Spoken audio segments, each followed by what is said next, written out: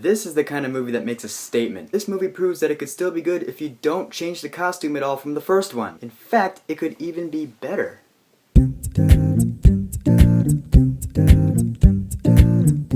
Spider-Man 2. Okay, this movie takes place a couple years after the first one, and Peter Parker is balancing his superhero life and his normal life. And it's actually a pretty difficult thing to do. He feels that he has to be this superhero who's going around and stopping crimes all around New York City, but he is sacrificing his personal life. He tells Mary Jane that he's going to go see her play, but he's not there when it starts because he's too busy being Spider-Man and stopping crimes. And now we have a new villain, Dr. Octopus. And this villain is awesome! Seriously, first of all, in terms of looks, his design is miles ahead of Green Goblin in the first one. Those tentacles are badass, and his origin story is actually really awesome, because he's a scientist, he's working on something with Oscorp. It's basically a classic laboratory experiment gone wrong, so he ends up in the hospital, and this scene is really cool. He's lying there in the bed, and these tentacles are just killing these doctors. It's like a horror movie, it's really cool. I love that scene. So with Doc Ock out there doing bad shit, and other crime happening in the city, it's just becoming too much for Peter Parker. So he decides to quit. He's like, no, I don't really need to do this anymore. Why should I care? And it's really all about the balance there. This movie puts the responsibilities and burdens of being a superhero in the forefront, and I love that. This movie really delves into what having great responsibility with this great power means. He discovers that no, the city needs Spider-Man, and he discovers within himself that he has an obligation to do the right thing. A big part of that is Aunt May, played by Rosemary Harris. I forgot to touch on her in my review of the first one. She is awesome as Aunt May. I do like her more than Sally Field. She's pretty much the rock in his life. I don't know why, I connect with her a lot. She's like that really nice grandmother that who's always there for you. And the comic relief in this movie is so much funnier than the first one. The guy who owns the apartment building that Peter Parker's staying at, Dickovich, Rant, where's my money? And J.K. Simmons is once again laugh out loud funny. One of the first scenes in the movie is Peter Parker asking him to give him a little more money because he really needs it. You know, to pay the rent of his apartment building. Jameson's response is, "Aww,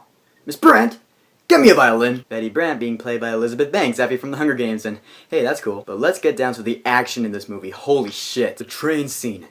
Yeah, that is seriously one of the coolest Spider-Man action scenes I've ever seen. Spider-Man and Doc Ock are on this fast-moving train and they are just brawling it out. And all of a sudden this train goes under this bridge and they have to go, whoa! It's just really cool how they did that. And Mary Jane in this movie is a lot less cheesy than in the first one. There are still some pretty cheesy scenes in this movie, but for some reason in this one I felt it worked. I don't know why, I just bought it. I don't know, maybe it's because her hair color is different. In my opinion, this is the best Spider-Man movie that exists right now. It is a solid Spider-Man story. The action in this movie is so gratifying. The villain is awesome. They played up the emotions like a sequel should do. Spider-Man 2 gets a well-deserved A. So what is your favorite Spider-Man villain? For me, I like Green Goblin and Venom and Carnage, but there's always been something about Mysterio that I just love. Really hope he's gonna be in the next one. Whatever yours is, go ahead and leave a comment. And don't forget to subscribe.